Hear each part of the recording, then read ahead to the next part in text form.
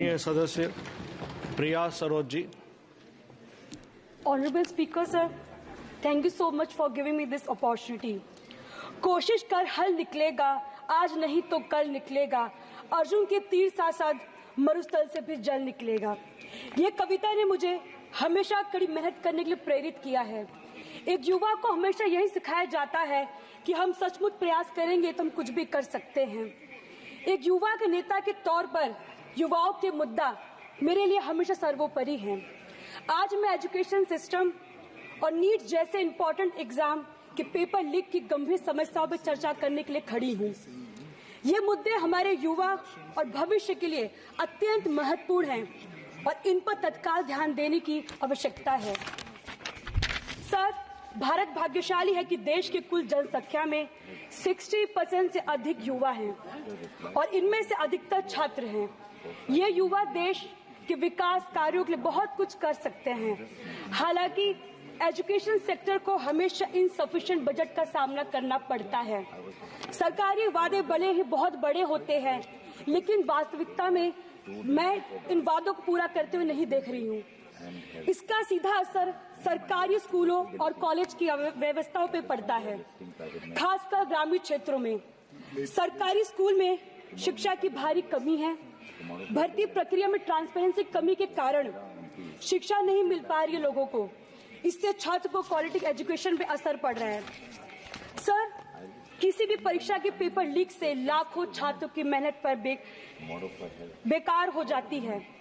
मेरे प्रदेश उत्तर प्रदेश के police constable परीक्षा 2024 और यूपीपीएससी ARO पेपर लीक जैसे उदाहरण दिखाते हैं कि एग्जामिनेशन सिस्टम में गंभीर खामियां हैं। Sir, in this digital age where the world is moving towards technology advancement, our school lack basic technology facilities.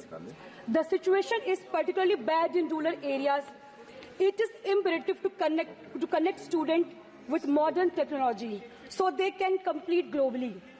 Sir, the repeated incidents of paper leak weaken the trust of students and parents in the government and the education system. Such incidents इस नई video में ये video आप सभी शिक्षा मित्र साथियों के लिए बेहद ही महत्वपूर्ण होने वाली है। इस वीडियो में आपके बीच में वर्तमान की एक काफी ज्यादा बड़ी खबर साझा करेंगे। ये खबर आपके अस्थायीकरण के पॉइंट ऑफ व्यू से काफी ज्यादा महत्वपूर्ण है, तो सभी साथी वीडियो को पूरा देखें। चैनल को अभी तक आपने सब्सक्राइब नहीं किया है तो तुरंत ही इसे सब्सक्राइब भी कर ले। अब चलते हैं अपडेट पर। indicate the serious flaws in our examination system which need immediate rectification. The National Testing Agencies has faced significant criticisms for delay in the conducting exams, which has serious implications for students. These delays means that students are experiencing delayed admissions in their college, which resulted in shortened semesters, impacting their academic progress, leading to a situation where 2-year postgraduate degrees are effectively taking 1.5 years to complete.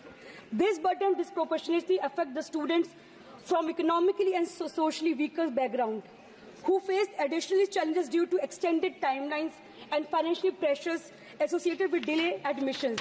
The NTA's inability to conduct exam in a timely manner is not just administrative failure, it is real consequences for the educational trajectories millions of students across the country.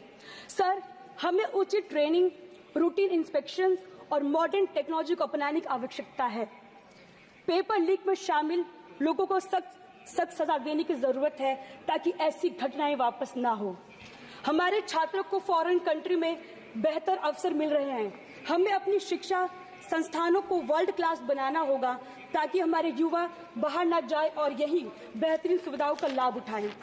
अंत में मैं सरकार से आग्रह करती हूं कि education system और एग्जाम के कंडक्ट में सुधार के ठोस से ठोस कदम उठाए जाए, जिससे हमारे स्टूडेंट्स का भविष्य सुरक्षित होगा और देश की प्रगति सुनिश्चित होगी।